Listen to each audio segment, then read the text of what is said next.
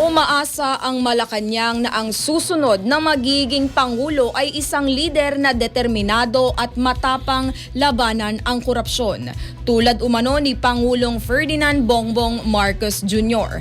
Ayon kay Palace Press Officer Attorney Claire Castro, dapat tuloy-tuloy ang kampanya kontra katiwalian upang maging maayos ang pamahalaan.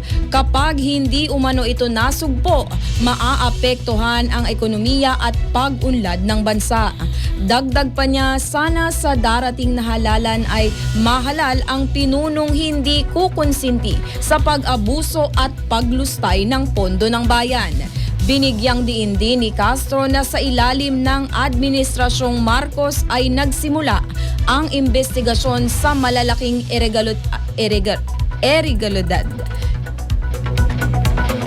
ng pondo ng Pilipinas.